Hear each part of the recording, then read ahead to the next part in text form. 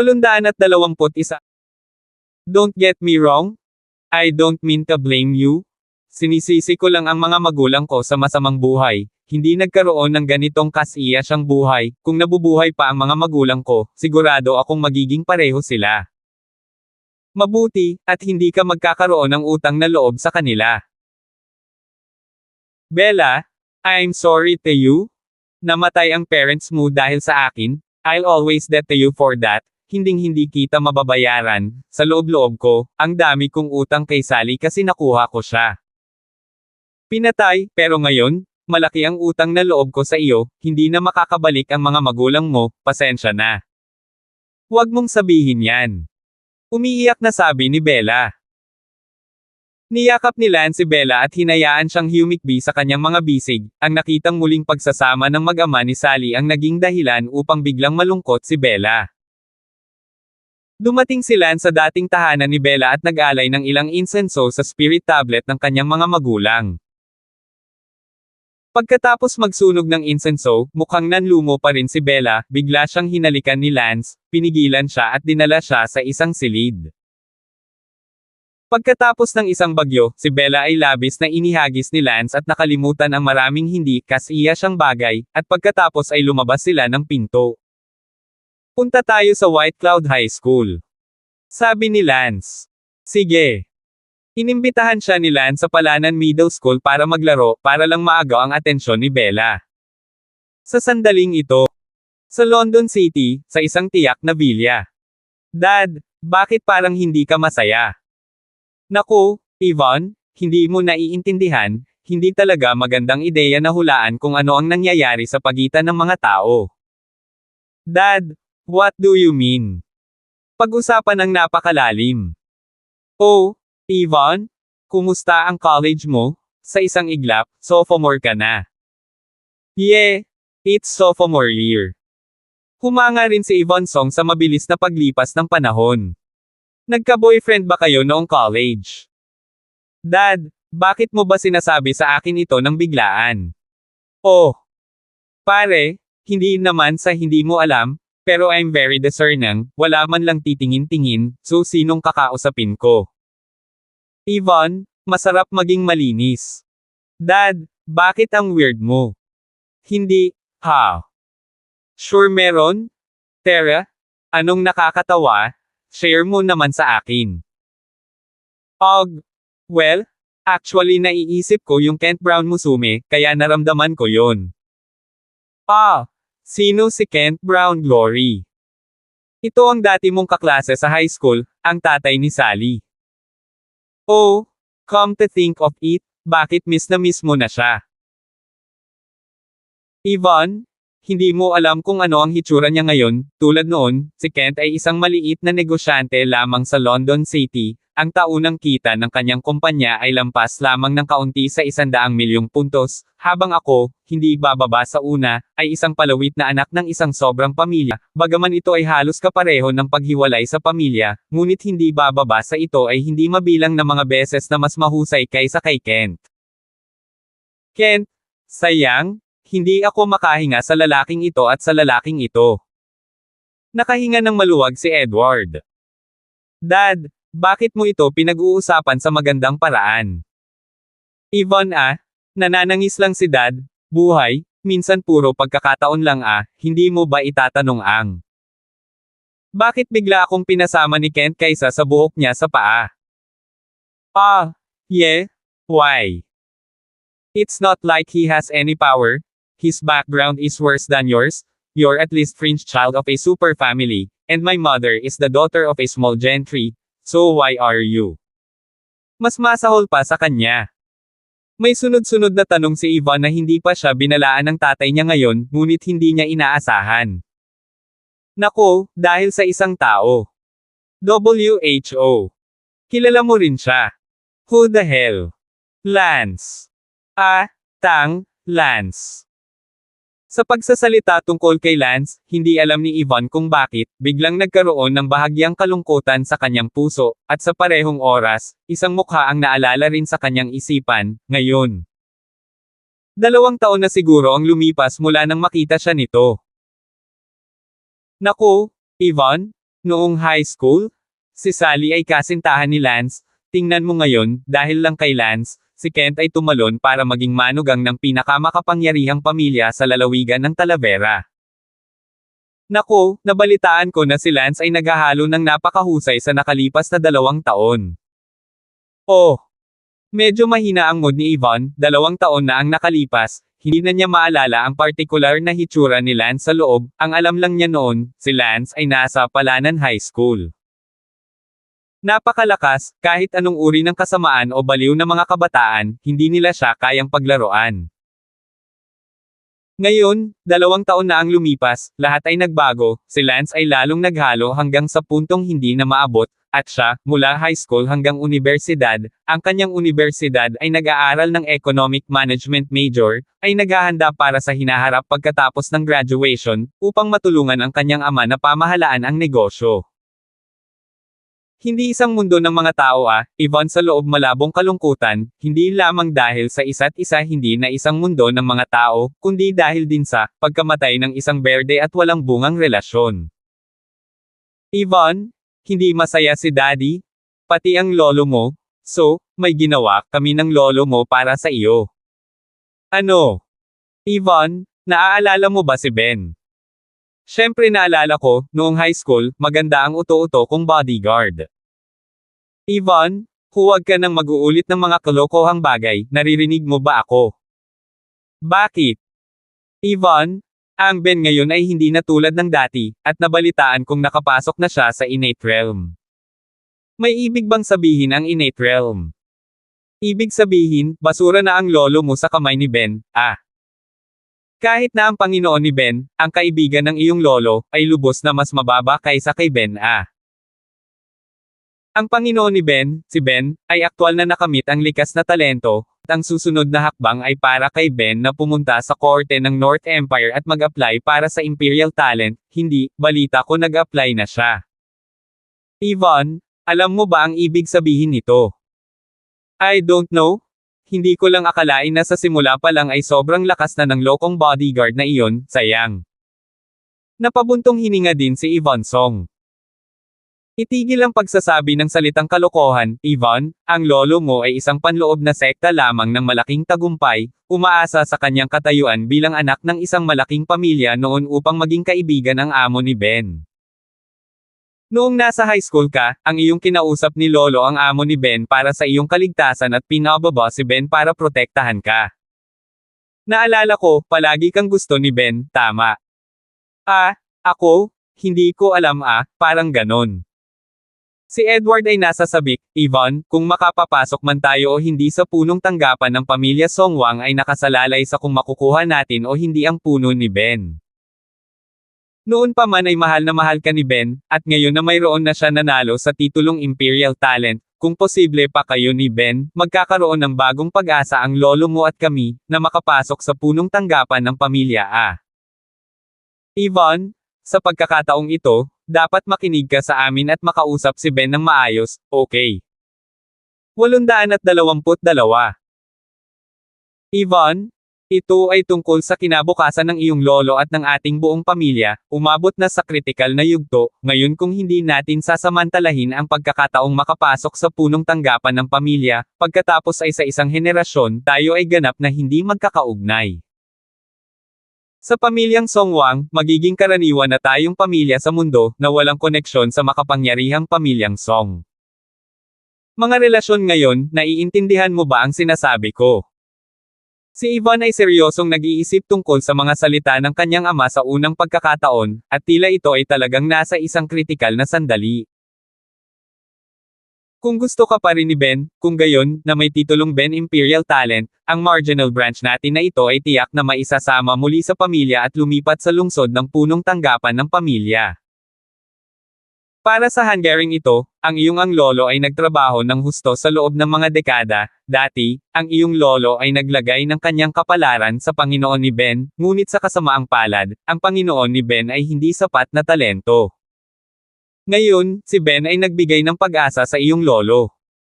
Yvonne, hindi ka bata ngayon, oras na para maintindihan mo. Tanong ni Yvonne, Tatay, so, nasa London City si Ben. Pumunta ang lolo mo para imbitahan siya, at mamayang gabi si Ben ay nasa London City at kakain sa bahay namin, kaya kayo ni Ben ay magkakaroon ng magandang catch-up. Oh, Yvonne? Hindi ka karapat-dapat kay Yvonne ngayon, ang tanging bagay na karapat-dapat sa iyo ay isang walang kabuluhan, ang pagkakakilanlan ng Royal Family Cyan, iyon lang.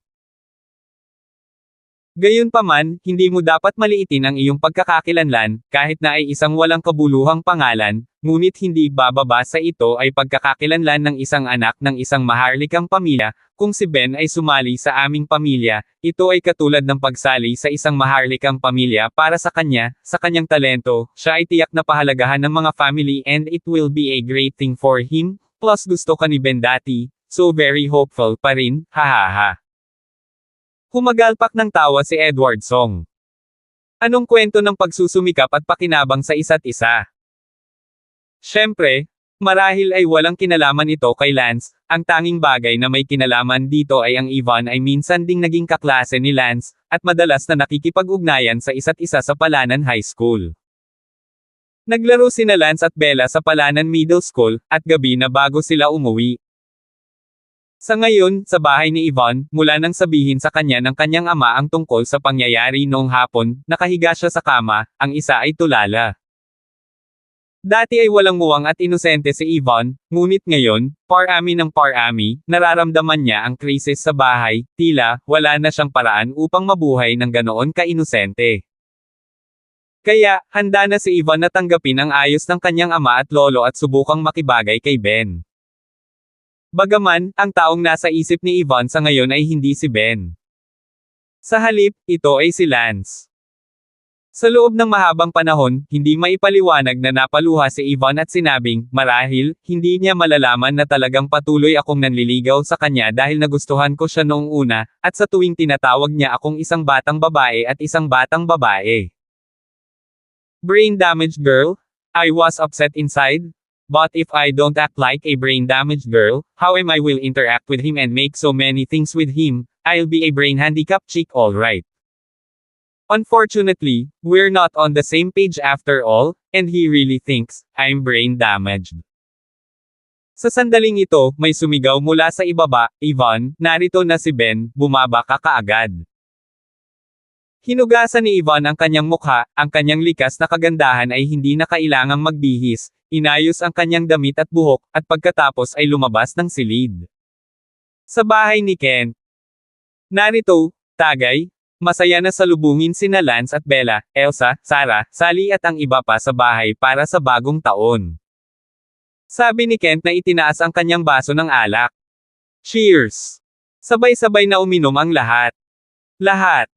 Inutusan ni Kent ang yaya na maghanda ng isang malaking mesa ng masasarap na pagkain, para hindi siya malasing ngayong gabi. Pagkatapos ng ilang baso ng alak, biglang sinabi ni Kent, nga pala, Lance, may kailangan kang malaman. Ano ito? Nakatanggap lang ako ng balita na dumating ang isang imperial talent sa London City, at ang pamilyang Carter ay nagbigay sa akin ng balita na sinabi sa akin ng pamilyang Carter na bantayan ang patriarch ng pamilyang Carter at ang iba pa na papunta dito. Sabi ni Kent. Isang talento ng imperial. Hindi maliit na bagay iyon ay makukuha lamang ng mga taong tumuntong sa katutubo bago ang edad na 24. Ang pamilyang Carter ng Talavera Prefecture, naaalala ko na mula noong sinaunang panahon, tila walang sino man ang anak na lalaki o babae ay nakakakuha ng imperial talent. Oo, kaya ang patriarch ng pamilyang Carter, isang vice patriarch, ay papunta na sa London City. Ngumiti si Lance, kahit na ang isang imperial na talento ay wala sa paningin ni Lance, talagang malaking bagay na magkaroon ng isang imperial na talento na dumating sa maliit na lungsod ng London na ito. Uncle Kent, ano ang pangalan ng talentong imperial na iyon? Tanong ni Lance. Sinabi ni Kent, tinawag si Ben, Lance, dapat kilala mo siya. Agad na sinabi ni Sally, hindi kaya, Ben. Hindi kaya ang hanggal na bodyguard na iyon mula sa lumang Palanan Middle School, si Yvonne. Sinabi ni Bella, Sally, paano mo nasabing tanga siya ah? Orihinal na kalokohan sa oras na iyon sa Palanan Middle School, sinusundan niya si Ivan araw-araw, hinahayaan siya ni Ivan na gawin ang lahat ng gusto niyang gawin, at madalas na umiiwas ang ulo niya, na si Ivan ay ganoon din. Talagang napakalaki, napakawalang muwang at parang bata pa, tinawag din ni Lance si Ivan na isang babaeng sira ang utak. Bahagyang ngumiti si Lance at sinabing, malamang na si Ben iyon. Sinabi ni Elsa, paano ka nakakasigurado? Oh, isang taon na ang nakalipas, nakilala namin ni Bella si Ben, sa Glazed Kingdom, sa oras na iyon, ang martial arts realm ni Ben ay nakatuntong na sa huling bahagi ng Inner Gate. Pagkatapos noon, kami ni Ben at ang iba pa, sa ang Glazed Kingdom Savage Tribe, nakakuha ng 100 Iron Tree Hearts. Binigay ko kay Ben ang 2 sa kanila, naisip ko na kasama ng 2 ito, si Ben ay malamang na tumuntong sa Hautian Realm para pumunta. Ngayong lumipas na ang 1 taon, magiging normal para kay Ben na pumasok sa innate kung siya ay tunay na may potensyal na gawin ito, kaya itong si Ben ay dapat ang isa pang Ben. Sinabi ni Kent, kung gayon, hahanapin ba natin si Ben? Sinabi ni Lance, kumain muna tayo, kahit na ang pagdating ng mga talento ng Imperial ay talagang hindi mahalaga, dapat mo ring isipin kung anong uri ako ng tao. Haha, gayon din, ang mga talento ng Imperial ay napakababa na sa harap mo. Ngumiti si Kent, nakaramdam ng labis na pagmamalaki na ang talento ng Imperial na naging dahilan upang maging ang ulo ng Carter clan ay nagmamadaling makipagkita sa kanya, ngunit hindi man lang may kumpara kay Lance. Sa bahay ni Edward Song. Ben, long time no see. Tumingin si Yvonne kay Ben at sinabing, halos 1 taon at kalahating hindi nagkikita. Talagang malaki ang pinagbago ni Ben, mula sa isang hanggal na bodyguard sa simula, naging siya na ngayon. Isang imperial na talento, isang malakas na tao sa likas na nasasakupan, nakahinga rin ng maluwag si Yvonne. Yvonne, long time no see. Tumingin si Ben kay Yvonne at sinabing, hindi niya makakalimutan kung gaano niya kagusto si Yvonne sa Palanan High School. Gayunpaman, noong panahong iyon, si Yvonne, hindi man lang siya gusto ni ngayon, bumalik siya bilang isang imperial talent. Sa totoo lang ay dahil sa hininga na iyon sa kanyang puso, kung hindi ay natatakot siya na hindi siya gumawa ng isang espesyal na paglalakbay sa London City, gusto niyang makita kung ang kasalukuyang siya, may lakas pa si Yvonne na sabihin na hindi niya ito gusto. Ben, umupo ka? Huwag kang magalang ito rin ang dating tahanan mo, si Yvonne din ang taong pinakakilala mo. Sabi ni Edward Song busy greeting. 823. Tinapos ni Lance ang hapunan sa bahay ni Kent, pagkatapos ay nagmaneho ng Porsche sa bahay ni Edward Song. Inaasahan ni Lance na si Ben ay nasa bahay ni Edward Song. Sumama din sa kanya si Kent, dahil hindi maliit ang status ni Kent ngayon, at kailangan niyang bisitahin ang talento ng Imperial kahit na ano paman. Ang dahilan kung bakit hinanap ni Lance si Ben ay hindi isang pagbisita, sina Lance at Ben ay itinuturing din na magkaibigan, nang magkita sila sa Palanan High School, walang pakikipagkaibigan kay Ben noong panahong iyon, pagkatapos ng oras na iyon sa Lunaris Kingdom, ito ay itinuturing na may mas malalim na pagkakaibigan. Hindi nagtagal, pinaandar ni Lance ang Porsche sa bahay ni Edward Song. Si Ben ay kumakain at umiinom kasama ang pamilya ni Edward Song sa sala. Sa sandaling iyon, tumakbo ang isang yaya at sinabing, Master Song, may bisita sa labas ng pinto. Sino siya? Nandito si Ben ngayong gabi, walang nakikita. Sabi ni Edward. Si Yvonne ay abala, Tay, paano kung ito ay isang napakahalagang kliyente? Sinadya ng malakas na sinabi ni Edward Song, sino ang customer na maaaring mas mahalaga kaysa sa pagbabalik ni Ben? Sabihin sa kanila na bumalik sa ibang araw, wala tayong oras para mag-entertain ngayon. Oo. Saglit na naghintay si Lance sa labas ng bakal na gate ng villa, at lumabas ang yaya na iyon at sinabing, Excuse me, everyone, may mahalagang bisita si Master Song ngayong gabi, kaya hindi siya available para tanggapin ka, kaya papayagan kitang bumalik. Sa ibang araw. Yoho! No way! This as kissing? Si Ben is now a luxury guest Lance laughed and said, bumalik ka at sabihin kay Edward Song na kapag hindi niya binuksan ang pinto, sisipain ko ang kanyang bakal. Ibaba ang pinto, bilasan mo. Nagmamadaling pumasok si Yaya para magsumbong. Master Song, sabi ng bisita sa labas ng pinto kapag hindi niya binuksan ang pinto, sisipain niya ang bakal na pinto ng vilya. Nagsalubong ang mga kilay ni Edward. Paanong may ganoong bisita sa pintuan?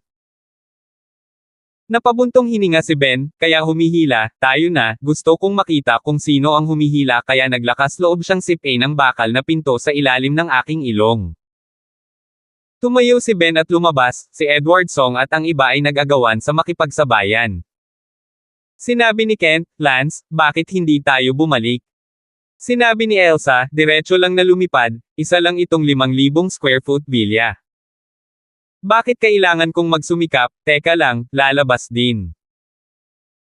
Sa sandaling iyon, ang boses ni Ben ay nagmula sa loob, sino ang maglakas loob na sipain ang sirang bakal na pinto, sipain ito para makita ko, maniwala ka sa akin sisipain ko ang iyong ulo.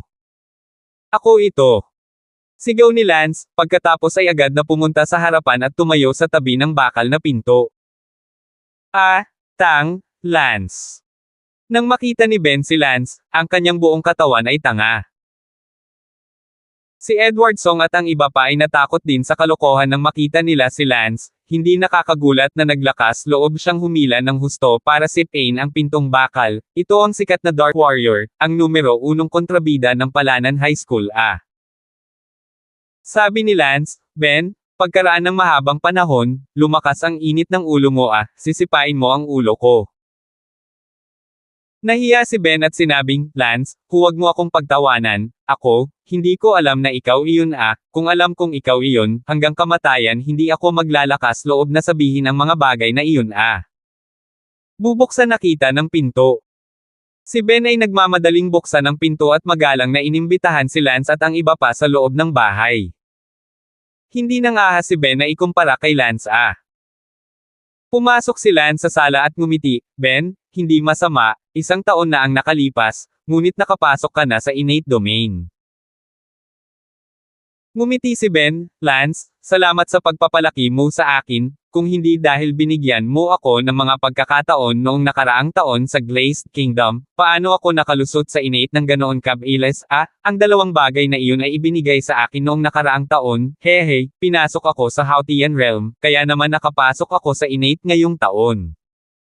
Muli, gusto kong pasalamatan si Brother Lance sa pag-angat sa akin.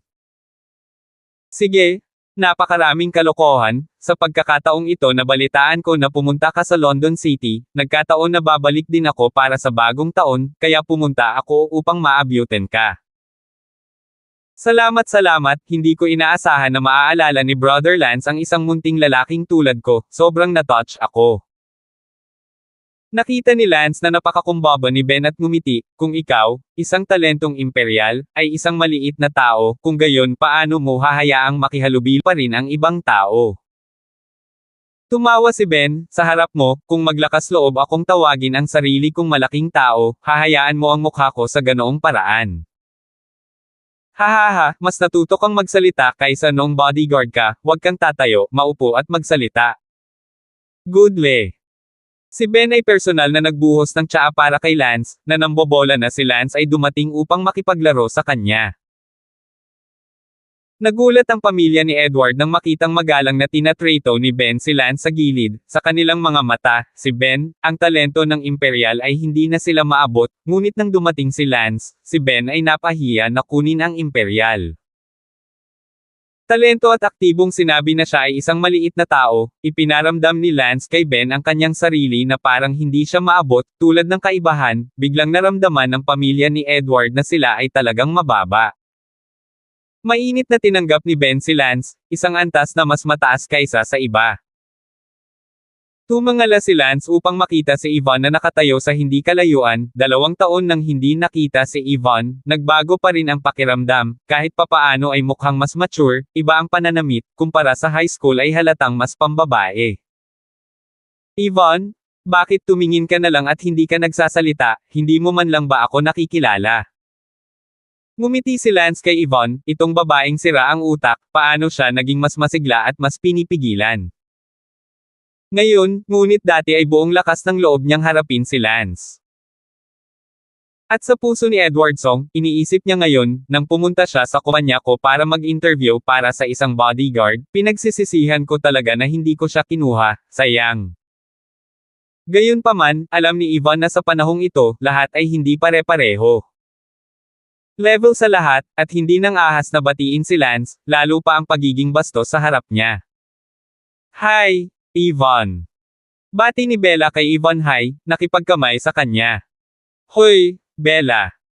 Hindi gaanong tumingin si Lance kay Yvonne at agad na inilipat ang kanyang tingin kay Ben, na parang hindi kaakit-akit ang kagandahan ni Yvonne, hindi kasing akit ni Ben. Ben, sabihin mo sa akin, saan ka nag-hangout ngayong taon? Nag-chat sina Lance at Ben. Pagkatapos makipag-chat saglit, sinabi ni Bella, Lance, mag-chat kayo, ka-chat ko si Yvonne. Mabuti. Sinundan ni Bella at Elsa si Yvonne sa itaas, ang mga babae ay nakikipag-chat sa mga babae, si Lance ay nakikipag-chat kay Ben, habang sina Kent at Edward at ang iba pa ay nag-uusap sa restaurant. Sabihin mo, Ben, bigla ka bang pumunta sa London City para sa mga babae? Ay, hindi ko alam. Sabi ni Ben sabay buntong hininga. Hindi mo ba gusto si Yvonne? 824. Oo, high school ako dati. Gagawin ko lahat para sa kanya. Pinakiusapan niya akong maging kontrabida, kaya ginawa ko. Pagkatapos noon kung hindi pinatay ang aking amo, natatakot ako na itinuloy ko manatili ka sa tabi niya. Tinapik ni Lance ang balikat ni Ben at sinabing, ngayon ay matutupad mo na ang iyong pangarap, sa iyong katayuan bilang isang imperial na talento, walang babaeng madaling tumanggi sa iyo. Sayang, ha? Tumawa lang ng mapait si Ben at hindi umimik, na para bang medyo napunit sa loob. Mahuhulaan ni Lance na marahil, may pakialam si Ben sa pagkakakilanlan ni Yvonne bilang isang ordinaryong tao, pagkatapos lahat, siya ay isang likas na malakas na tao at lalakad pa sa hinaharap. Napunit din si Lance dahil dito, kaya noong una, hindi nagustuhan ni Lance sina Sally at Bella at hindi niya inisip kung anong uri ng damdamin ang mangyayari sa kanila, ngunit sa huli, nagkakasundo sila. Araw-araw, nalaman ni Lance ang kanilang nararamdaman at patuloy na kinukumbinsi ang kanyang sarili, at sa wakas ay tinanggap sila, syempre, tiyak na mamahalin sila ni Lance pagkatapos tanggapin ang mga ito. Sa kabutihang palad, nakita ni Sally at Bella na mayroon pa rin silang talento. At pagkatapos ay sa tulong ni Lance, naging malakas din sila ngayon sa kaharian ng Hautian. Si Ben ay malamang na nasa parehong gutay-gutay na mood ngayon, depende sa kung paano niya pinili, at si Lance ay hindi gustong makipag-usap sa kanya ng masyadong mahaba tungkol sa kanyang personal na damdamin. Ang dahilan kung bakit si Lance ay lumapit sa kanya sa pagkakataong ito ay dahil sa isang bagay. Espesyal, iyon ay, si Lance ay nakakuha ng napakaraming pusong puno ng bakal, tiyak na kailangan niyang linangin ang ilan sa kanyang sariling puwersa at humanap ng ilang maaasahang kaibigan. Maganda ang pakiramdam ni Ben, isang mapagkakatiwalaang kaibigan. Ben, pumunta ako para hanapin ka, hindi lang para abutin ang mga lumang panahon, ito ay isang bagay na mahalaga. Sabi ni Lance. Ano ba? Pakisabi, basta't may maitutulong ako, pumunta sa impyerno at bumalik, at kahit tulungan kang maghiganti sa pamilyang Harrison, hindi na mahalaga kung ako lang mag-isa o wala pa rin. Sige, ang paghihiganti sa pamilyang Harrison ay hindi isang bagay na hihilingin sa iyo na tulungan ka, pero na, pumunta tayo sa bubong at mag-usap. Mabuti. Ang sala ay masikip pagkatapos ng lahat, si Lance ay hindi gustong ipaalam sa ibang tao ang tungkol sa bagay ni Tai Shoxan.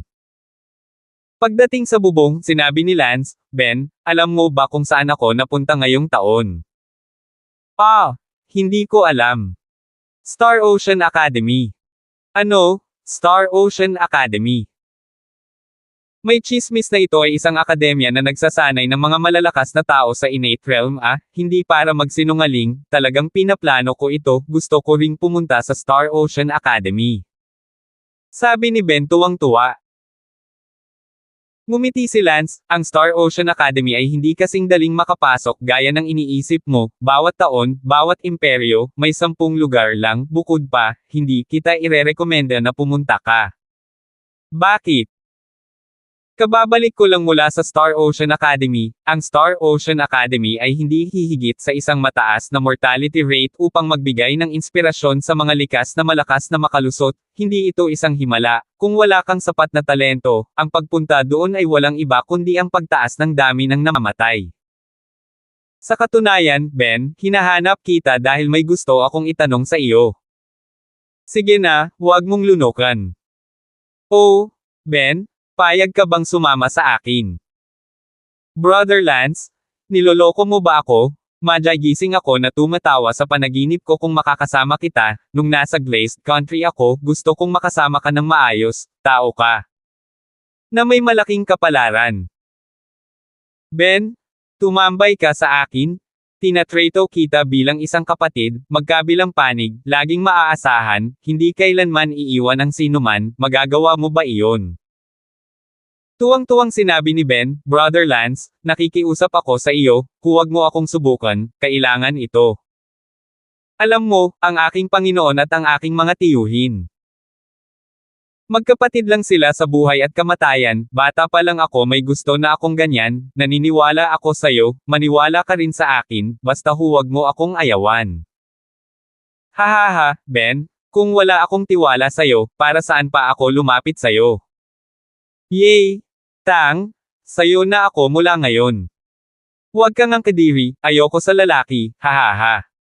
Lalong natuwa si Ben, si Lance talaga ang nagkusa na lumapit sa kanya, panaginip ba ito? Ben, narito ang 30 Iron Tree Hearts, gamitin mo muna ang mga ito.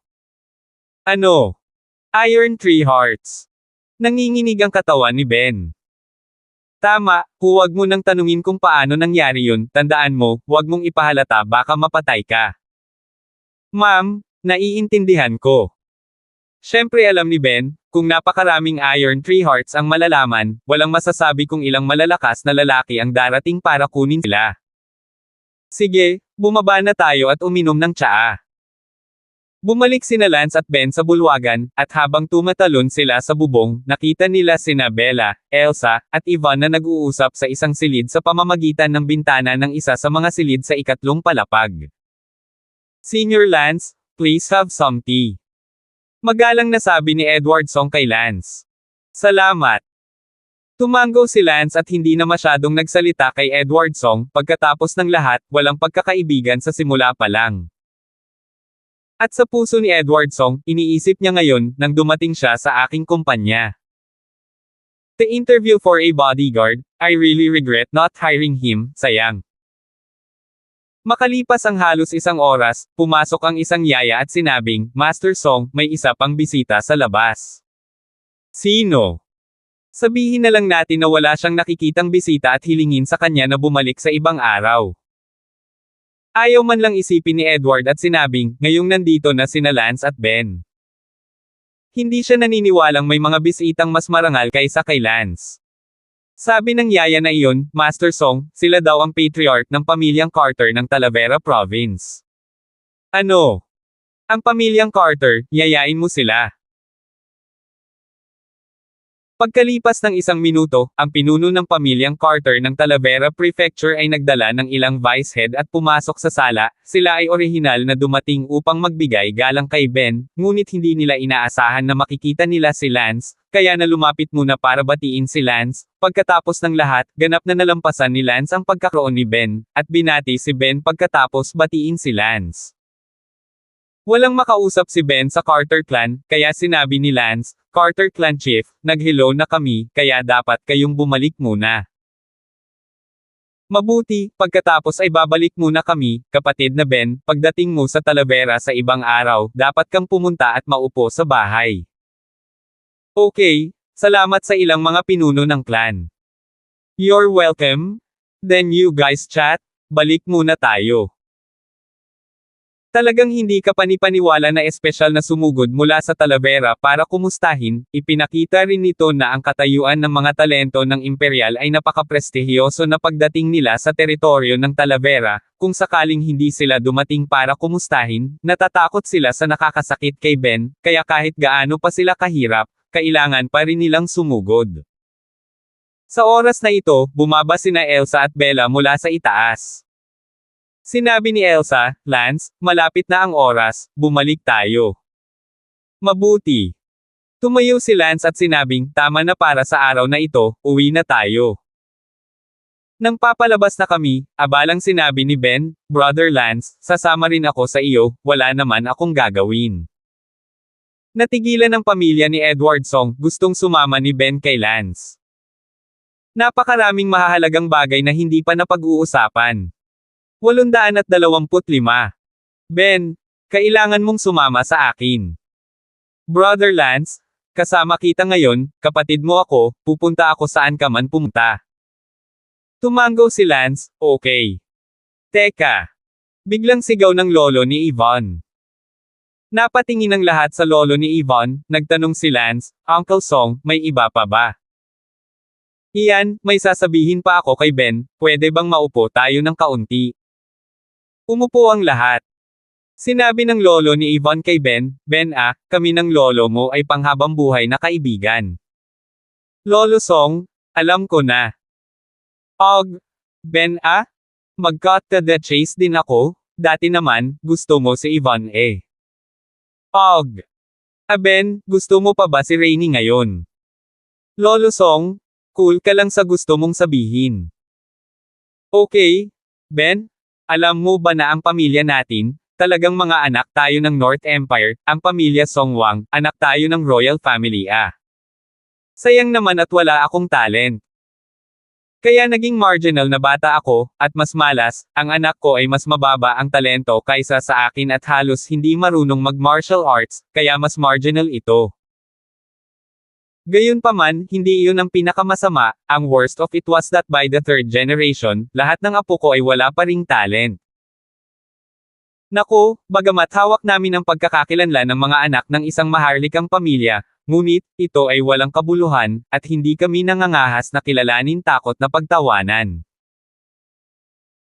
Ang pamilya namin, halos hiwalay na sa pamilya Song, tapos paghihintayin namin ang susunod na henerasyon, tuluyan na kaming magkakahiwalay, at simula noon, magiging ordinaryong pamilya na kami sa mundo na may apelyidong Song, ngunit hindi kami payag, gusto pa rin naming bumalik sa punong tanggapan at maging bahagi ng pamilya.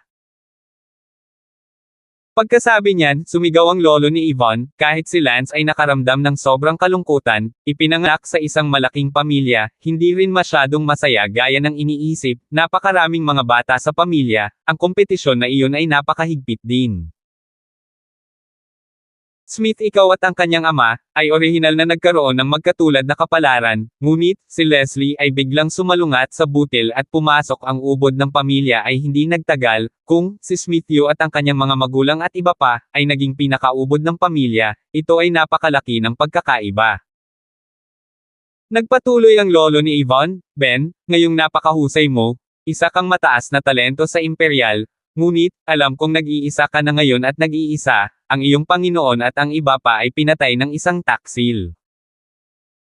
Handa kang manatili kay Yvonne, pakasalan siya, at pakasalan ang aming pamilya, kung gayon maaari kang ituring na isang maharlikang pamilya. Anak ng isang maharlikang pamilya, at ang aming pamilya ay maayos na makakabalik sa punong tanggapan ng pamilya, at sa iyong katayuan bilang isang imperial na talento, ang iyong pagbabalik sa pamilya ay tiyak na pahalagahan, at ang iyong pag-unlad sa hinaharap ay maaari ding maging mas malawak na pamilya. Ben, dahil gusto mo si Yvonne, dapat kayong magkatuluyan, okay? Ako. Mukhang nahihirapan si Ben. Si Edward Song ay abala sa pagpaparamdam kay Yvonne sa kanyang mga mata. Kinagat ni Yvonne ang kanyang mga ngipin, alang-alang sa pamilyang ito, hindi na niya pinansin at sinabi kay Ben, Ben, hindi mo ba ako mahal? Ako. Patuloy na nagpupumilit si Ben sa desisyon, hindi alam kung paano magdesisyon, hindi niya maiwasang tumingin kay Lance. Ngumiti si Lance, Ben, bakit hindi?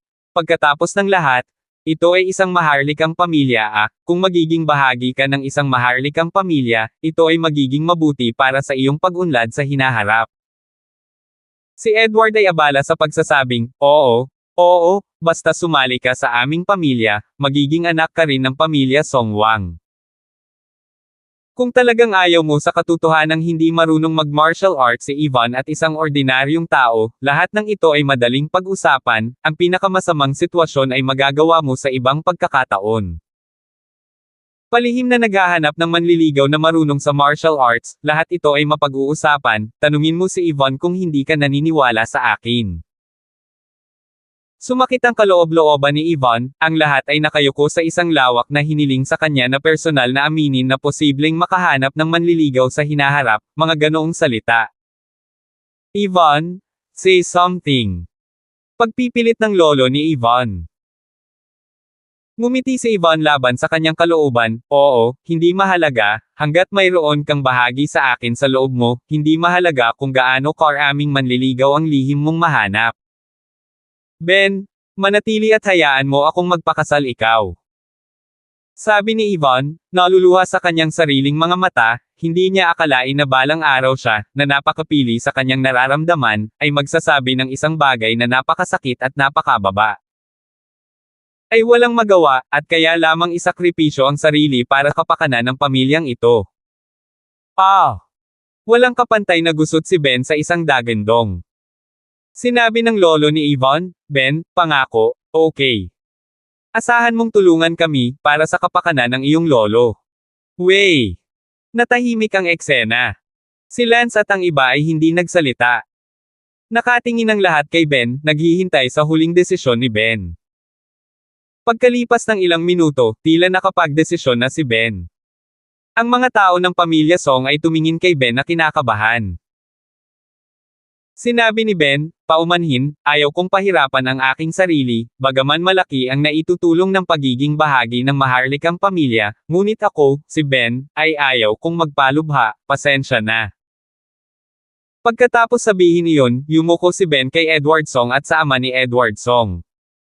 Nanatili doon si Edward Song at ang buong katawan ng iba pa. Tumalikod si Ben at naglakad patungo sa pintuan. Hindi mo ba gustong-gusto si Ivan? Bakit mo nasabi na pinapalubha mo ang sarili mo? Sa pagkakataong ito, biglang sabi ng lolo ni Ivan. Tumayo si Ben nang hindi lumilingon at sinabing, noong unang panahon, gusto ko siya, ngunit minsan, iyon. Ayaw mo sa kanya ngayon dahil hindi siya marunong mag-martial arts. Pero di ba sabi ko kapag may nakilala kang babaeng marunong mag-martial arts in the future, pwede mo siyang hilingin na maging manliligaw mo kahit hayaan mong maging manliligaw mo si Ivan, negotiable pa rin yan Pagmamakaawa ng lolo ni Ivan, sinusubukang manatili ulit. Walang awa na kinagat ni Ben ang kanyang mga ngipin at sinabing, I'm sorry, kahit na, hindi ko ito gusto. Nagsumamo na kami ng ganito, at hindi mo pa rin gusto. Iniisip mo ba na si Ivan ay ganap na hindi karapat-dapat sa iyo? May gustong sabihin si Ben, ngunit sa huli, kumagat siya at sinabing, siguro nga, pasensya na, Tio Song, Lolo Song, at Ivan, pasensya na. Pagkatapos sabihin iyon, Ben naglakad palabas ng villa. Si Lance at ang iba pa ay bumantong hininga at hindi nagsalita, lumabas ng villa. Ang ganitong bagay, hindi makakatulong si Lance kahit na gusto niya, maliban kung sumama si Lance sa kanilang pamilya. Pagkaalis ni Lance at ng iba pa, sa sala ng villa, si Edward Song at ang kanyang ama, tumayo silang dalawa na tulala. Si Ivan, gayunpaman, ay tahimik na bumalik sa kanyang silid, ngunit sa halip na umiyak, si Ivan ay patuloy na nanunuya, at isang matinding puot ang lumitaw sa loob ni Ivan. Oo, puot. Kinasusuklaman niya ang kanyang sarili dahil sa pagiging walang kakayahan, hindi hayaan ang kanyang pamilya na bumalik sa pamilya. Kinasusuklaman din niya ang kanyang sarili sa pagiging inutil, syempre, siya rin ay walang awa na si Ben, ang kanyang lolo, ang kanyang ama ay nakiusap hanggang sa puntong ito, siya mismo ay napakababa, halos hindi lumuhad sa kanya, ngunit si Ben pa rin ay, hindi ko siya gusto. Ito, labis na nasaktan ang pagpapahalaga sa sarili ni Ivan, si Ivan kahit na dati siyang walang muwang, patay sa utak at isip bata, ngunit, hindi ito nangangahulugan na wala siyang pagpapahalaga sa sarili, sa kabaligtaran, ang kanyang pagpapahalaga sa sarili ay napakalakas. 826 Si Ivan ay nakaupo sa silid, patuloy na nanunuya, habang ang kanyang mga tingin ay unti-unting nanlamig at nakakatakot, at sa wakas ay tumawa ng puno ng puot, na nagsasabing, Ben, hintayin mo ako, isang araw, ipapabukas ko sa iyo ang iyong aso. Mata at tumingin muli sa akin. Ang kamay ni Ivan ay umaagos ng dugo mula sa sarili niyang mga kuko na kinakamot ang kanyang kamay. Umupo si Ben sa Porsche ni Lance, hindi umiimik habang nasa daan, ayaw din niyang masaktan ang pamilya ng Song, pagkatapos ng lahat, minsan ay nagustuhan niya si Ivan, ngunit ayaw niyang lumala ang kanyang sarili. Lalo pa sa pagpasok sa pamilya Song at pagpapakasal sa isang babaeng hindi marunong martial arts at isang ordinaryong babae lang. Tinapik ni Lance ang balikat ni Ben at sinabing, huwag kang masyadong mag-isip, si Ivan ay isang ordinaryong tao lang, sa loob ng 10 taon, magmumukha siyang mas matanda sa iyo, sa loob ng 20 taon, magiging kamukha niya ang iyong ina. And in 30 years, she will be an old man, while you are still a young man. Kaya tama na huwag mo nang pahirapan pa ang sarili mo, huwag mo nang masyadong isipin. Well, salamat sa pag-unawa sa akin. Naku, anong klaseng pang-unawa yan, lalaki din naman ako. Ha! Sa sandaling iyon, umungol si Lizette. Anong hamang ikaw? Lance, kapag hindi mo ako nagustuhan at si Sally sa Palanan High School, natatakot ako na ayaw mong lumala ang iyong sarili. Si Lance ay sophomoric, tumatango-tango ang kanyang ulo, talagang may dahilan ito, ngunit hindi lamang ito ang dahilan, sa oras na iyon, nasa puso ko lang ang aking nakatatandang kapatid na babae, wala nang makakasya pa, kailangan mong maunawaan, sa gayon time, you guys and my senior sister contrast, really far too bad, in a short period of time that's so easy to like you guys well. Of course, although now you guys are still too far from my senior sister, but I've 9 love sa inyo, hehehehe. Kinagat ni Bella ang kanyang mga labi at hindi nasisiyahang sinabi, sa kabutihang palad, mayroon pa akong talento sa boses, kung hindi ay magiging katulad ako ni Ivan, hindi ako magugustuhan kahit yumuko ako sa iba bilang isang manliligaw. Sige, lalaki ka na ngayon, ano pa ba ang pakialam mo sa nakaraan, hahaha. Sa ngayon, si Ben ay nananatili sa bahay ni Kent, at sinabi ni Ben na susundan niya si Lance araw-araw mula ngayon. Kaya, lumipas ang isang araw. Sa wakas ay dumating na ang bisperas ng bagong taon. Ang pamilya ni Lance at Kent, pati na rin si Ben at iba pa, ay nagkaroon ng masayang bisperas ng bagong taon na magkasama, kung saan tumawag si Ben sa pamilya Song upang tumawag sa bagong taon, ngunit sa kasamaang palad, ang pamilya Song ay tumatawag. Hindi sumagot. Noong bisperas ng bagong taon, gayunpaman, ang pamilya Song ay nababalisa dahil, pagkatapos magkulong ng isang araw, biglang hindi alam ni Ivan kung saan siya nagpunta, at ang pamilya Song ay natakot na hindi niya makuha ang stimulus. At nagpakamatay, kaya't sabik silang tumin kung saan-saan. Siyempre, wala itong kinalaman kay Lance, at nagsama-sama pa rin sila upang ipagdiwang ang bagong taon. Sa unang araw ng bagong taon, madaling araw, nagdesisyon si Lance. Oras na para umalis tayo. Aalis lang kami pagkatapos ng bisperas ng bagong taon. Walang ganang sabi ni Sally. Nako, kung hindi tayo aalis pagkatapos ng bagong taon, kailan tayo maghihintay? Huwag mong kakalimutan, ako pa rin ang oiliary minister ni Prinsipe Harem, dapat ay pumunta muna ako sa kanya nang bumalik ako sa ang North Empire, ngayon ay bumalik muna ako para sa bagong taon, ito ay orihinal na hindi makatarungan. Sige, pupunta ba tayo sa Darlington City ngayon? Sa unang araw ng Lunar New Year, masyado bang maaga? Si Elsa ay abala, kung pupunta ka sa Darlington City mula rito at maglaan ng kaunting daan, maaari kang pumunta sa aking pamilya, o maaari kang pumunta muna sa aking pamilya, at ako ay uuwi na pala. Lance, ano sa tingin mo? Ito. Lance, hindi mo pa nakikilala ang aking mga magulang, hindi makatwiran na hindi ka pumunta sa paggalang, oh. Elsa hey. Naunawaan ni Lance ang iniisip ni Elsa, ang ama ni Sally, na pumunta dito upang samahan siya sa bisperas ng bagong taon, at ang kanyang mga magulang, hindi ba sila pumunta para magbigay galang?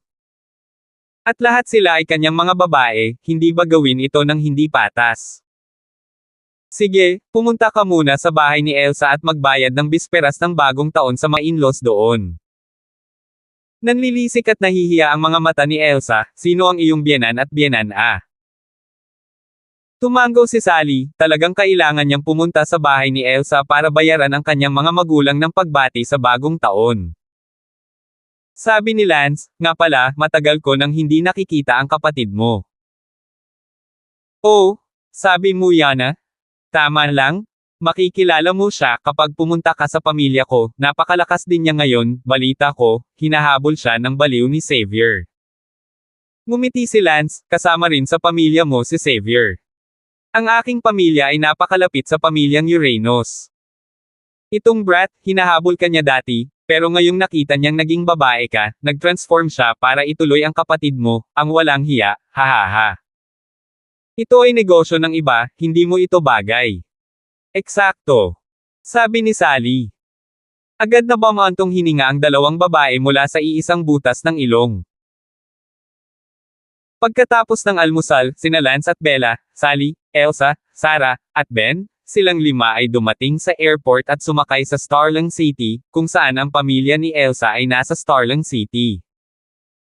Elsa, ang pamilya mo ba ang namamahala sa buong Fuping Mansion? Hindi. Ang pamilya namin ay hindi kasing lakas ng pamilyang Carter ng lalawigan ng Talavera ang buong lalawigan ng Fuping ay pinamamahalaan ng aking pamilya, ang pamilyang Wang Xing, at dalawa pang pamilya, 4 na pamilya, bawat isa ay namamahala sa isang kapat nito. Hindi naman malayo iyon sa pamilyang Carter.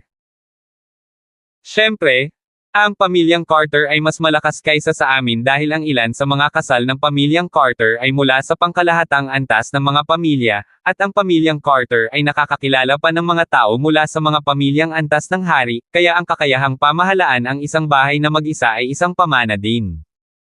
Gayun din.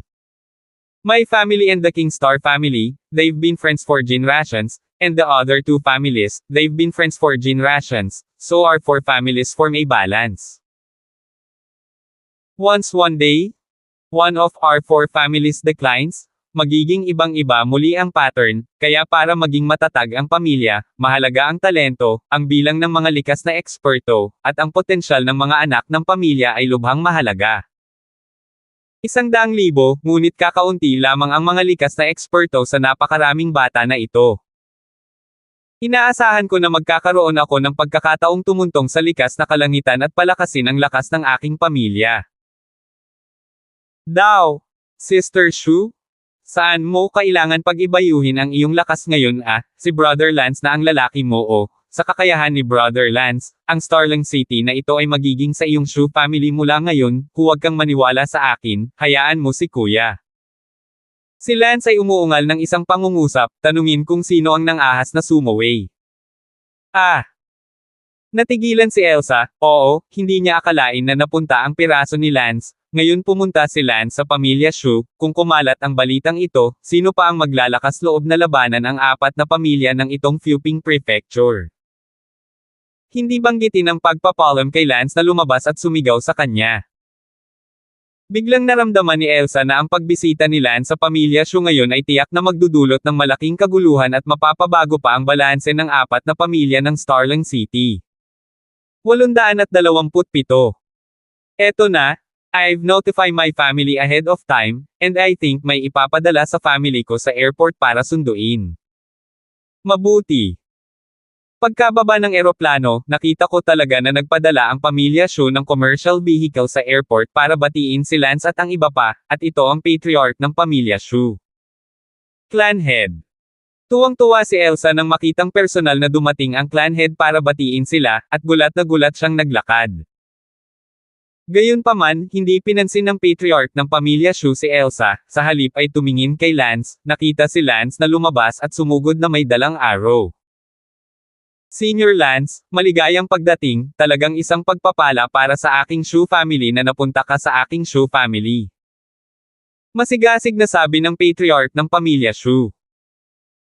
Sabi ni Lance, sige, put the crap, this time sasamahan ko si Elsa pauwi para magbigay galang, nagbibigay din ako ng respeto sa mga magulang ni Elsa. Oo, Senior Lance, sa ganitong paraan pakiusap. Si Lance ay hindi bastos, sumakay sa isang komersyal na sasakyan at dumiretso sa pamilya ni Elsa.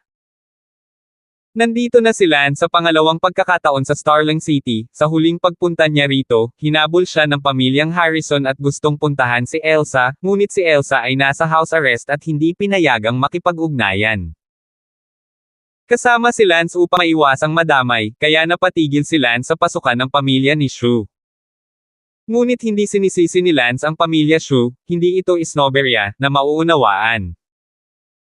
Pagkarating sa pamilya Shu, hindi na nagkaroon ng malaking problema si Lance sa pinuno ng pamilya Shu at dumiretso sa bahay ni Elsa.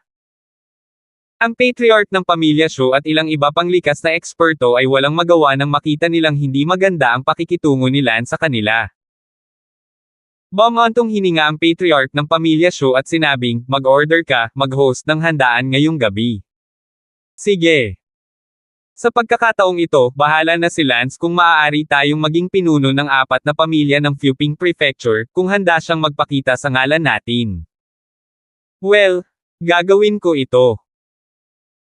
Gayun din, ang trabaho sa panig ni Elsa ay dapat gawin ng maayos, kung si Lance ay handa na pumasok para sa aming pamilya Shu o hindi, si Elsa ay may mahalagang papel na dapat gampanan. Sa bahay ni Elsa. Mga tiyuhin at tiya, pinadalhan kayo ni Lance ng pagbati ng bagong taon, na nagnanais ng lahat ng pinakamahusay sa iyong larangan ng pagsulong at mga pagkakataon. Senior Lance, huwag maging magalang.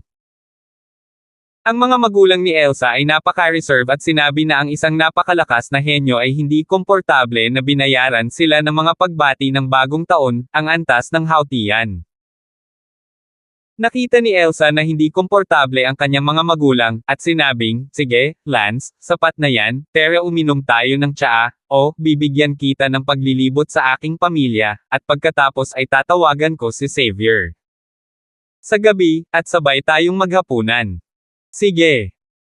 Sa sandaling iyon, sinabi ng ama ni Elsa, Elsa, ang pinuno ng angkan ay nag-host na ng piging para kay Senior Lance sa gabi. Oh, okay lang. Si Lance at ang iba pa, sa pangunguna ni Elsa, ay nilaibot ang Shu family. Ang aming punong tanggapan ng pamilya Shu, sa hilaga ng Starling City, mayroong 100,000 katao ang naninirahan dito, lahat sila ay mga anak ng pamilyang Shu, lahat sila ay medyo mas promising o makapangyarihan, marami sa mga batang nasa gilid ay hindi na nakatira dito. Wala na akong sasabihin tungkol dito, tingnan mo lang ang pamilya ni Ivan at mauunawaan mo. Ipinaliwanag ni Elsa kay Lance habang siya ay naglilibot.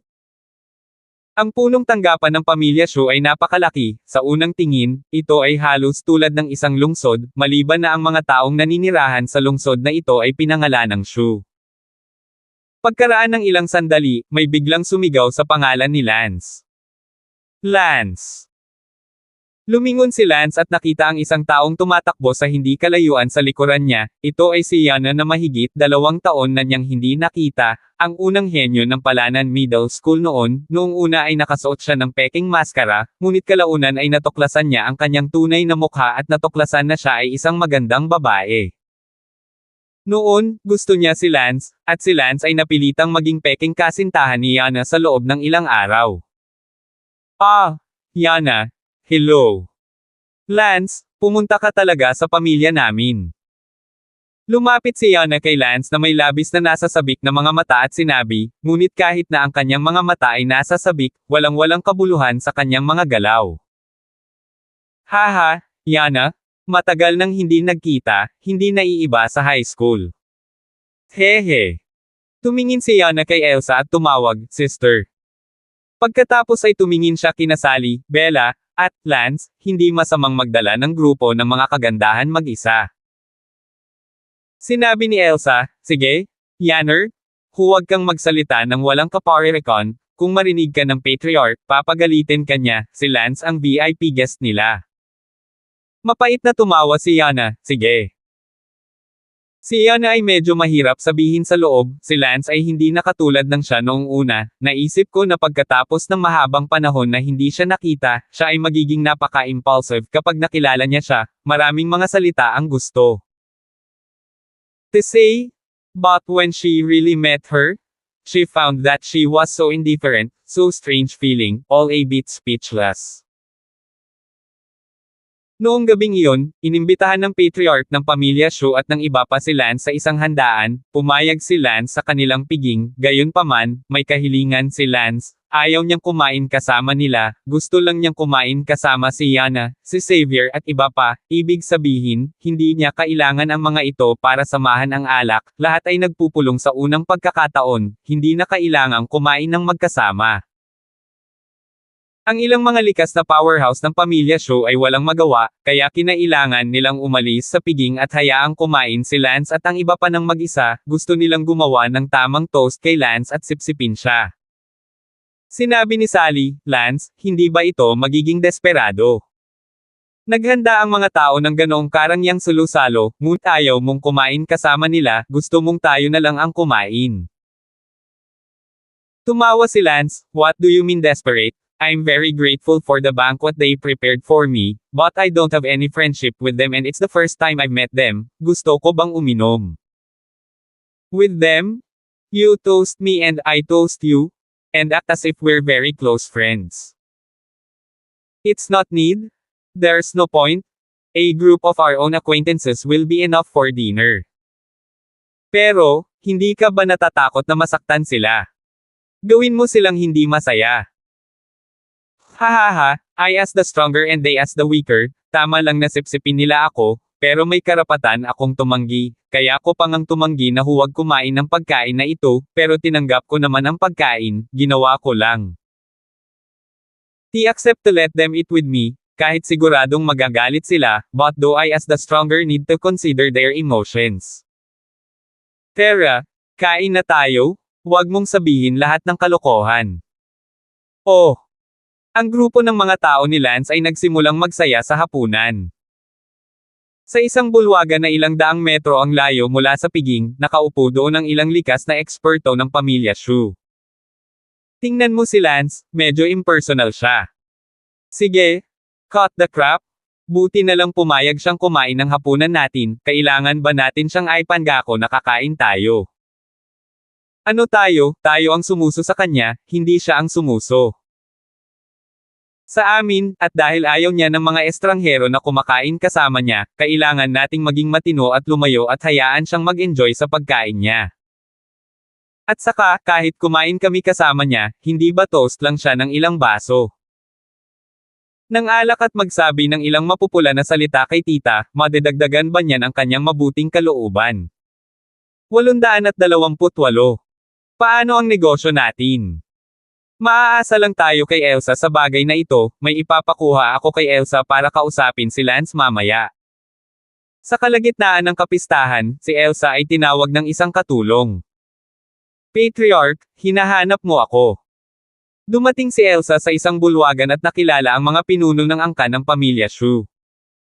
Elsa, may gawain para sa iyo ngayon. Clan head, sabi mo. Humiling kay Lance na bigyan ka ng pabor at hadlangan ang dalawang pamilyang iyon ng Fuping Prefecture, upang ang ating Shu family ay maging nangungunang pamilya ng Fuping Prefecture. Oh, kakausapin ko si Lance, ngunit hindi ko masisiguro kung payag siya o hindi. Sige lang. Bumalik sa piging, sinabi ni Elsa kay Lance kung ano ang dapat niyang sabihin, at mukhang napahiya si Elsa. Ngumiti si Lance at sinabing, huwag kang mag-alala tungkol sa maliit na bagay. Hindi ka galit. Bakit ako magagalit? Ikaw ang aking babae, kung ako ay may kapangyarihan, bakit hindi ko magagawang pabutihin ang iyong pamilya, ang iyong pamilya? I'm more than happy to help your family with this favor. Naantig si Elsa at sinabing, salamat. Kinabukasan ng hapon. Tinulungan ni Lance ang pamilya Shu na pumunta sa dalawa pang pamilya para pigilan sila, ngunit wala talaga siyang ginawa, nagpakita lang siya at ipinaalam sa dalawa pang pamilya na si Lance ay kaibigan ng pamilya Shu at tumulong sa Shu. Pamilya ng walang kondisyon, iyon lang. Pagkatapos, hindi na nakapagpaliban pa si Lance at naghanda na siyang magtungo sa Darlington City. Sumama din si Xavier kay Lance dahil, si Xavier ay kasama ni Lance at matagal ng kaibigan, kaya syempre hindi siya makakalimutan ni Lance kung mayroon siyang magandang gagawin. Para naman kay Yana, hindi na siya nakita simula nang matapos namin ang handaan kagabi, at hindi rin pumunta si Yana sa Lance. Ang unang bagay na kailangan mong gawin ay kumuha ng sarili mong personal na impormasyon, para ikaw ay makatitiyak na mayroon kang tamang impormasyon. Sa tanghali, halos handa nang umalis si Lance matapos tulungan ang pamilya Shu, at pagkatapos ay lumipad patungo sa mga lungsod na nakapalibot sa Darlington City. Sa eroplano, 7 lang ang tao sa first class cabin, sina Lance, Xavier, Ben, Elsa, Sally, Bella, at Sarah. Ito ay malapit na sa isang lungsod sa paligid ng London City. Bakit hindi gumawa ng airport ang Darlington City, sa tuwing kailangan kung pumunta sa nakapaligid na lungsod para bumaba ng eroplano at pagkatapos ay sumakay ng bus papuntang Darlington City, napakagulo. Malungkot na sabi ni Lance. Huwag kang ma-depress, ang Darlington City ay isang lugar kung saan nagtitipon ang mga malalakas na tao, saan mo papapasukin ang mga magugulong bagay, mga malalakas na tao lang ang kailangan doon, hindi ang anumang magugulong bagay. Pagkababa ng eroplano, lahat ay lumiko ng mga sasakyan at dumiretso sa Darlington City. Pagkatapos ay dumating si Lance sa kanyang tahanan sa Darlington City. Magsusumbong muna ako sa 4 na prinsipe. Pagkarating sa bahay, sinabi ni Lance kay Elsa at sa iba pa. Nagtanong si Xavier, Lance, hindi ka dapat magpatuloy sa pagiging isang oiliary minister sa 40 prinsipe, hindi ba? Ngumiti si Lance, ano sa palagay mo, Uranus? Sa tingin ko nasa Unity Realm ka man lang, hindi ka na dapat maging oiliary minister ng 40 princes Hahaha, matagal ko na itong pinag-isipan, ngunit hindi masama ang 40 prinsipe, kahit na hindi ako maging oiliary minister niya, ako, si Lance, ay kaibigan pa rin niya. Kung gayon, ano ang iyong mga plano para sa hinaharap? Ngunit nakikipag-usap ako sa iyo ngayon, at ngayon ay hindi na ako pupunta sa Martial Arts Academy. Sabi ni Xavier. Sinabi ni Lance, bueno, gusto kong makipagpulong sa inyong lahat ngayong gabi para talakayin ang bagay na ito, ngunit ngayong nagtanong ka na, sasabihin ko na lang sa iyo. Uranus Star, ang iniisip ko ay, napakalaki ng mundo, gusto kong puntahan ito. Binubuo iyon sa isang pangungusap. Anong ibig mong sabihin? Xavier, napakalaki ng mundong ito, narinig ko na ang mga imperyo sa lahat ng laki ay nagdaragdag ng higit sa 200, higit pa sa 30 karagatan, maraming makapangyarihang hayop, hayop sa dagat, at iba pa. At iba pa. At iba pa. Mundong ito ay napakalaki, ako ba, si Lance, napakabata, 21 taong gulang lamang at naninirahan sa kalaliman ng North Empire. Magre-retire ka na sa Darlington City. Hindi. Gusto kong maglibot sa mundo para makita, o sa halip ay magsanay, kung saan may maalamat na Jedi, mga banal na lugar, o kung saan man may magagandang bagay, mga sinaunang guho o kung ano paman. Para maging simple ito, gusto kong magtayo ng isang mersenaryong grupo, bawat mersenaryong grupo ay magkapatid, at kami, sama-sama nating tatahakin ang mga dulo ng mundo. Isang mersenaryong grupo. Oo. Noong nasa Star Ocean Academy ako, narinig ko ang isang kaibigan na nagsabi sa akin na sa mundong ito, ang mga mersenaryo ay napakakapangyarihan, at ang ilan sa kanila ay lampas pa sa isang imperyo. Hindi lahat ay interesadong maging isang uri ng hari at manirahan sa isang lugar araw-araw. Oh, Mercenary Corps? Sige, hihintayin kitang bumalik para sa isang meeting ngayong gabi. Noon lamang umalis si Lance sa kanyang patio at nagtungo sa malapit na 40 Princess Mansion. Sa sandaling ito, sa tirahan ng 40 prinsipe, si Harem ay umiinom ng tsaa at nakatingin sa isang libro sa kanyang mga kamay. Ano, Lance? Bukas na tumayo ang ika-40 prinsipe. Bilasan mo siyang anyayahan. Kumunat ang noo ng 40 prinsipe, hindi ba pumunta si Lance sa Star Ocean Academy para ipagpatuloy ang kanyang pag-aaral, bakit siya tumakbo pabalik? Pagkaraan ng kalahating minuto, pumasok si Lance sa bulwagan. Greetings, Your Highness 40. Bahagyang yumuko si Lance. Sinabi ng 40 prinsipe, Lance, bakit wala ka sa Star Ocean Academy? Hindi ako makapaniwalang bumalik ka rito ng mag-isa. Ah! Nagulat din si Lance, parang wala man lang sinabi si Prince Yano tungkol sa ginawa niya sa Star Sea Academy nang bumalik siya, kung hindi, dapat malaman ni Harem kung gaano kagaling si Lance sa Star Sea Academy. Oh, Your Highness, wala nang dapat iwanan sa Star Ocean Academy, hindi na itago sa Your Highness, nakatuntong na ako sa unang antas ng Early Unity Realm. Ano? Ang 40 prinsipe ay umupo sa kanilang mga asno, puno ng takot. Oh! Ang ika-40 prinsipe ay tumingin kay Lance, nagtataka kung siya ay nananaginip, paano siya nakatuntong sa Unity Realm ng napakabilis. Sus, ito ay isang malaking kaganapan na magpapagulo sa Darlington City, si Lance ay nasa 20 anyos pa lamang nang siya ay tumuntong sa kaharian ng pagkakaisa. Lance, ikaw? Nagbibiro ka. Your Highness, wala sa mood si Talans na makipagbiruan sa iyo.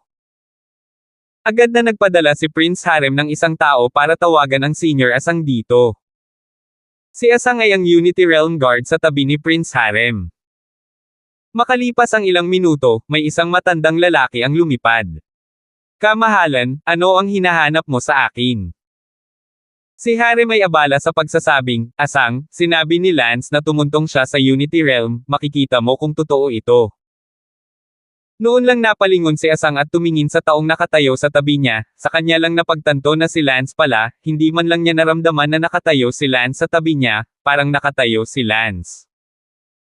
Sa tabi niya tulad ng isang ordinaryong tao, mas makapangyarihan ang tao na hindi makagalaw. 829. Ngumiti si Lance kay Senior Asang at sinabing, Senior Asang, long time no see. Lance, ikaw? Agad na naramdaman ni Asang ang momentum ni Lance, ngunit syempre, si Lance ang sadyang nagpakawala ng momentum. Ang prinsipe ng harem ay abala sa pagtatanong, Asang, ang Lance ba ay talagang Unity Realm? Tumingin si Asang kay Lance na may maputlang mukha. Asang, magsalita ka. Bumalik sa kamahalan, mula sa momentum, si Lance ay talagang nasa maagang yugto ng Unity Realm. Diyos ko! Lance? Ikaw? 21 taong gulang ka pa lang, tama? Oo. Heavens! 21 years old?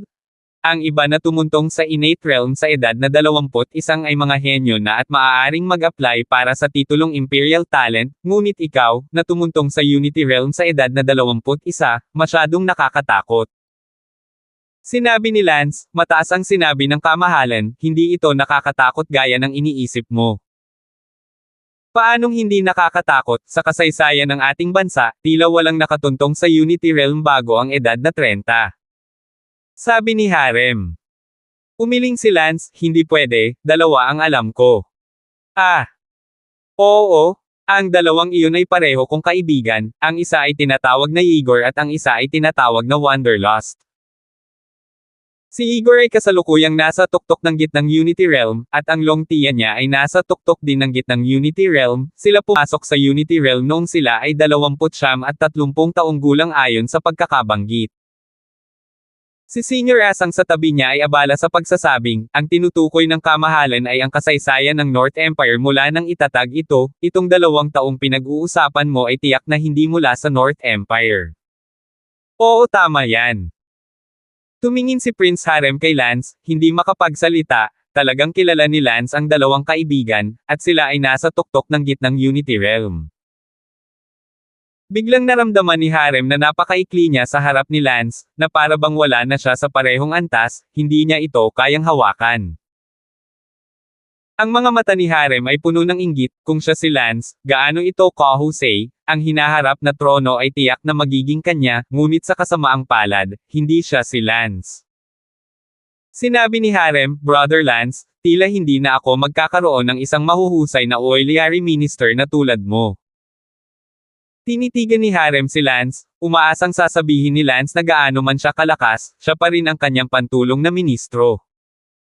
Ngumiti si Lance at sinabi, Kamahalan, sa totoo lang, kung mananatili ako sa Darlington City, mababaliw ako. Kaya, susunod akong bubuo ng isang mercenaryong grupo, sasakupan ko ang mundo, at marahil isang araw, ako nilalakad ko na ang mundo, sa oras na iyon ay babalik ako muli, o, babalik ako muli kapag gusto kong magpahinga. Sa oras na iyon, tiyak na maninirahan ako sa Darlington City, at kung kailangan ng kamahalan ng anumang tulong, ako, si Lance, tiyak na kikilos. Salamat. Sa sandaling ito, isang katulong sa pintuan ang sumugod. Your Highness? Your Highness? Grabe, dumating na naman ang ika-18 prinsipe. Nagsalubong ang mga kilay ni Harem, at gayon din ang mga kilay ni Lance. Alam ng ika-18 prinsipe na si Lance, na tinatawag na Charlie, dati siyang pumupunta rito at gustong hilingin kay Lance na maging kanyang pantulong na ministro, hindi ito pinayagan ni Prinsipe Charlie, sinampal ni Charlie si Charlie sa lupa, ang kanyang tono ay napakamayabang. Hindi man lang niya inilagay si Charlie sa kanyang mga mata. Sa bandang huli, noong umalis si Asang Senior mula sa reputasyon ng emperador ay napigilan si Charlie. Tinanggihan din ni Lance ang imbitasyon ni Charlie. Galit na galit si Charlie at gustong suntukin si Lance, at sinabing pagsisisihan ito ni Lance bago umalis. Sa hindi inaasahang pagkakataon, sa sandaling bumalik si Lance sa Darlington City, muling bumalik ang ika-18 prinsipe na ito. Tahimik na tumayo si Lance sa gilid upang tingnan kung ano ang nangyayari sa pagkakataong ito nang dumating si Charlie upang makita si Harem, at kung kinakailangan, tiyak na tutulungan ni Lance si Harem. Ngayon si Lance ay ganap na walang takot sa prinsipe, gayunpaman, ito ay Darlington City, sa ilalim ng paanan ng langit, si Lance ay medyo nag-aalala pa rin. Pagkaraan ng ilang sandali, pumasok ang ika-18 prinsipe, at sinundan siya ng isang matandang lalaki na nakakagulat na mas malakas kaysa kay Asang, na nasa ika-2 antas ng Early Unity Realm, ang unang antas ng Unity Realm. Nang makita ni Asang ang ika-18 prinsipe na dinala ang kanyang mga likas na bantay, ang kanyang mukha ay pumuti, pakiramdam na ngayon ay hindi magiging ganoon kadaling maging mabait. Pagpupugay sa ika-18 prinsipe. Yumuko si Harem. Charlie, ikaw bastard? Putulin mo ang pagkukunwari. Tinatanong kita, ginawa mo ba ang nangyari sa Golden Foundry? Ika-18 maharlikang kapatid, hindi ko alam kung ano ang ibig mong sabihin, at bakit ka naghinala na ginawa ko ito. Pa! Biglang sinampal ni Charlie si Harem. Ikaw bastard, kung sasabihin kong ginawa mo, at naglakas loob ka pa ring makipagtalo. Sabi ng ika-18 prinsipe. Damaloy ang dugo mula sa sulok ng bibig ni Harem. Si Asang ay abala sa pagsasabing, ang iyong ika-18 kamahalan, ang iyong ika-40 kamahalan ay walang kinalaman sa Golden Foundry. Anong katandaan mo, papatayin kita kapag nagsalita ka ulit? Pinunasan ni Prinsipe Harem ang dugo sa gilid ng kanyang bibig at galit na sinabi, ika-18 maharlikang kapatid, ginawa ko man o hindi, alam na alam mo sa iyong sarili, ibinigay sa iyo ni Father Emperor ang pamamahala ng Golden Foundry, ikaw mismo ang namamahala sa insidente. At ngayon alam mo na nahahanapin ka ni Father Emperor para ayusin ang score, pero pumunta ka para magtanim ng ebidensya ng walang dahilan, sa tingin mo ba mabubulag mo ang mga banal na mata ng iyong Father Emperor ng ganito? Hahaha Charlie, isang salita lang ang kailangan mong pakinggan, ang usapan ng Golden Foundry ay iyong ginagawa, wala itong kinalaman sa akin, sige alis na ako, hintayin mo ang panawagan ni Ama, hahaha. Sa pagsasabing iyon, ang ika-18 prinsipe ay handang umalis, pumunta siya ngayon, ngunit nagkunwari lang siyang galit saglit, at pagkatapos ay sinisisi si Harem, hindi naman, na hinayaan si Harem na maging pinakawalang kapangyarihan, hindi. Itanim ang sisi sa kanya kung kanino. Stop! Sigaw ni Lance. Ang ika-18 prinsipe ay tumalikod at natigilan nang makita niya si Lance, pagkatapos ay sinabi niya, hindi ba ito si Lance, bakit siya nakatakas mula sa Star Ocean Academy at bumalik? Pa! Bago pa matapos magsalita ang ika-18 prinsipe, bigla siyang nakaramdam ng sampal sa kanyang mukha at bigla siyang napatalsik. Ah! Natulala ang ika-18 prinsipe, hindi, natulala ang lahat. Natakot si Peter at tumingin kay Lance. Sinabi ni Lance, ika-18 prinsipe, matagal na akong hindi nasisiyahan sa iyo, at talagang naglakas loob ka pa ring pumunta sa aking pintuan ngayon. Ang gwardya ng Unity Realm na iyon ang ika-18 prinsipe ay galit na galit at sinabing, "How dare you, you dare to commit the following offense and beat the prince, today I'll execute you." Pagkatapos sabihin iyon, pinasabog ng matandang iyon sa unang bahagi ng ikalawang antas ng Unity Realm si Lance ng isang suntok. Si Lance ay napuno ng paghamak. Boom! Sinalubong ito ni Lance ng isang suntok. Clatter! Bang! Ang matandang iyon sa ikalawang antas ng Early Unity Realm ay biglang lumipad palabas ng bulwagan. Ano? Ibinuko ni Senior Asang ang kanyang bibig, si Lance ay talagang lumipad palayo sa ikalawang antas ng Early Unity Realm na may isang suntok. Parehong hindi makapaniwalang tumingin sina Harem at Charlie kay Lance. At sa sandaling iyon, umakyat si Lance at itinaas si Charlie. Bang! Sinuntok ni Lance ang tiyan ni Charlie. Poof! Dumura si Charlie ng isang subo ng dugo, at saka lang siya inihagis ni Lance sa lupa, pagkatapos ay tinapik ang kanyang kamay at sinabing, "18 kamahalan, kung maglakas loob kang saktan ng 40 prinsipe sa susunod, mananalo ito. Huwag kang suntok, lumabas ka. 830. Lance, nagrebelde ka, nagrebelde ka." Umakyat ang 18 prinsipe at galit na itinuro si Lance. Sampal. Si Lance ay hindi magalang at nagdagdag ng isa pang sampal. 18 prinsipe, kung insensitive ka pa rin, huwag mo akong sisihin sa pagiging masungit. Sinasabi mo ba na ako ay tumalikod sa iyo? Gusto kong marinig kung ano ang aking pinag-aalsa, kung hindi ang katotohanan na ikaw ay isang prinsipe, matagal ko nang papatayin ng mga tulad mo, lumabas ka. Hinagis ni Lance ang 18 prinsipe at itinapon siya sa kalsada. Ang 18 prinsipe na itinapon sa kalye ay gumapang palabas ng guho at nagngangalit ang kanyang mga ngipin na nanunumpa na makakahanap siya ng taong gagawa ng Lance. Your 10th Highness. Sa sandaling iyon, ang unang bahagi ng Unity Realm na pangalawang layer na bantay ng 18 prinsipe ay umahan ng malungkot. Wala kang kwentang bagay. Ang 18 kamahalan, na si Lance ay nasa Unity Realm, kahit na ako ay isang kaharian na mas mataas kaysa sa kanya, ngunit, ang Lance na iyon ay walang hanggan na makapangyarihan, wala akong kalaban-laban sana ay magpatawad ang kamahalan. Ang matandang bantay. Nasa Unity Realm talaga siya, paano yun? Kamahalan, ang mga katotohanan ay nasa harap na natin, hindi na posible na maniwala, sa ating lakas, natatakot ako na hindi natin kayang harapin si Lance. Kung gayon, ano ang dapat nating gawin? 18 na prinsipe ako, paano ko hahayaang bugbugin niya ako ng ganito? Hindi ako papayag, magsusumbong ako kay ama, at sasabihin sa kanya na may nanakit sa prinsipe sa pagtatangkang makipagsabuatan laban sa kanya, at akusahan siya ng isang krimen ng paghihimagsik. Ang iyong 18 kamahalan, hindi kailanman, kahit na magulat ka sa kanyang kamahalan, baka si Lance ay ipatawag ng kanyang kamahalan, ngunit ang krimen ay hindi karapat-dapat sa kamatayan, at ikaw, ang impresyon sa iyo ng kanyang kamahalan, ay mahuhulog sa tabi ng daan.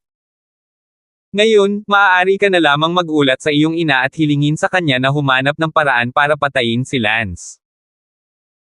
Huwag mag-alala, ang iyong ina ay isang imperial consort at alam ang maraming haligi ng imperyo, maging ang overseer, kaya madali pa rin itong kunin.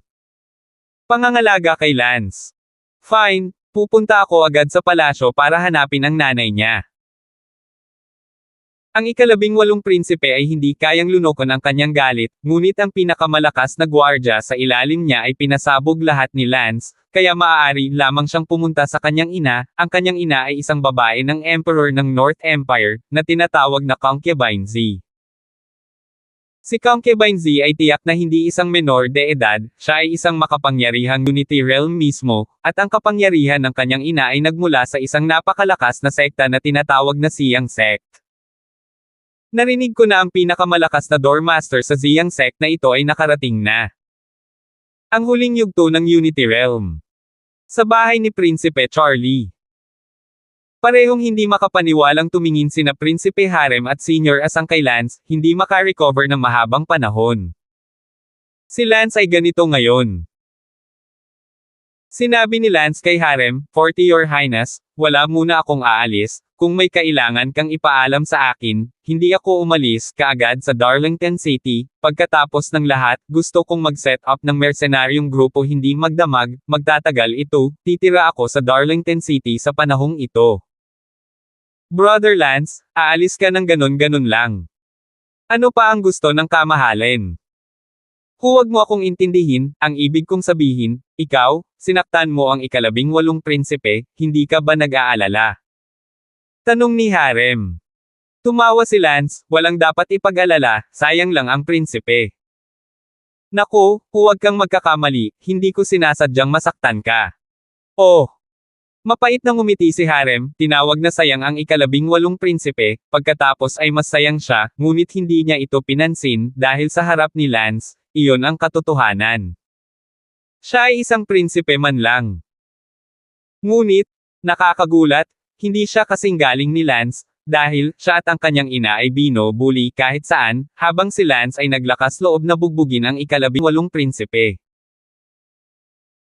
Brother Lance, ikaw pa rin ang makapangyarihan, sa lahat ng mga taon na ito, ako at ang aking ina, sa Darlington City, ay binubuli ng iba pang mga prinsipe, pati na rin ng iba pang mga imperial na asawa, at kami ay nagtitiis lamang sa katahimikan.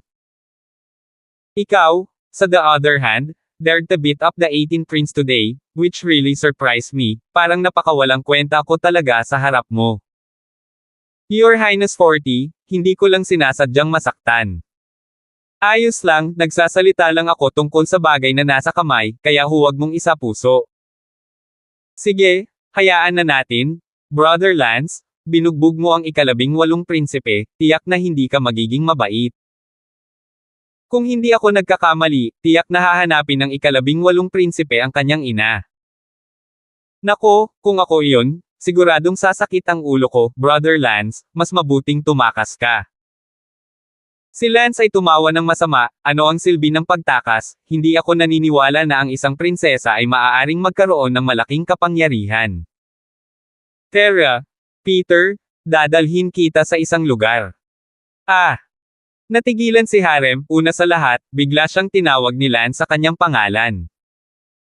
Ngumiti si Lance, paumanhin sa pagkadulas ng dila, kamahalan Harem, umalis na tayo, dadalhin kita kung saan. Si Harem ay abala, hindi, maaari mo na akong tawagin sa aking pangalan ng direkta mula ngayon, pakiramdam ko ay mas intimate ang relasyon kapag narinig ko ito. Haha, Your Highness Harem? Tinatanggap kita bilang kaibigan? Well, dahil kaibigan ka, hindi ako magiging bastos, tatawagan na lang kita sa pangalan mo. Salamat, nagustuhan ko. Lumabas si Lance sa kanyang mansyon kasama si Harem. Lance, saan mo ako dadalhin? Tanong ni Harem, at direkta at magiliw din siyang tinawag na Lance ngayon, pantay ang katayuan at mas malapit sa relasyon. Malalaman mo pagdating mo. Hindi nagtagal, dumating si Lance sa harap ng isang mansyon. Sinabi ni Harem, Lance, bakit mo ako dinala dito? Ang tirahan na ito ay tirahan ng imperial na kapatid ni Yano. Ang royal brother na si Yano ay kababalik lang mula sa Star Ocean Academy noong tag-araw, at ngayon ay isang sikat na prinsipe sa Darlington City. Oh! Oo, sikat ka. Ang royal brother Yano ay nakapasa sa pagsusulit at nagpunta sa Star Ocean Academy at bumalik mula sa pag-abot sa innate great perfection bago siya mag-30. Ang kanyang talento ay napakataas at siya ay isa sa mga prinsipe na may pinakamaraming suporta sa North Empire. Ang pang-18 prinsipe na iyon ngayon ay hindi isang prinsipe sa parehong antas kung ikukumpara kay Yano, pabayaan mo ako. Ngumiti si Lance, tama, pumunta ako para bisitahin siya ngayon. Pumasok si Lance. Sa Star Ocean Academy, si Yano ay orihinal na mayabang din at binugbog ni Lance sa likod, pagkatapos ay inimbitahan niya ang kanyang bantay dito, at ang gwardya na iyon ay tinawag na Hilin. Bilang resulta, si Hilin ay binugbog din ng husto ni Lance na ang kanyang katawan ay nahati sa dalawa, ngunit sa kabutihang palad, siya ay sapat na matalino upang maging maliit na kapatid ni Lance, at iniligtas ni Lance ang kanyang buhay at ikinonekta siya sa kanyang katawan. Iniwan ng isang nakatatandang kapatid na lalaki at pagkatapos, sumailalim sa pagsamba sa nakababatang kapatid, at isa pang araw bilang isang malaking kapatid, ang buhay bilang isang nakatatandang kapatid, kaya, hinayaan lamang siya ni Lance. Kaya lang itong Yano ay tumakas pabalik sa North Empire noong araw na iyon, ngayon ay dumating si Lance upang tanungin si Yano kung mabibilang pa rin ang kanyang mga unang salita ng kuya, huwag isipin na nakalimutan na ito ni Lance. Gayunpaman, ang hindi inaasahan ni Lance ay pagkatapos na bumalik si Yano sa North Empire, hindi niya sinabi kahit kanino ang tungkol sa nangyari sa Star Ocean Academy. Ngunit ito ay maliwanag, pagkatapos ng lahat, siya ay isang prinsipe, at tiyak na makakatanggap siya ng maraming pagsamba sa kanyang pagbabalik, kung alam ng mga tao na siya ay yumuko kay Lance sa Star Ocean Academy at humingi ng tawad, at handang maging kapatid, mabigla lang ito sa mga taga-suporta ng imperyo, kaya hindi maaaring ipaalam ni Yano kahit kanino ang nangyari sa Star Ocean Academy. Forget what they doing, keep on doing that.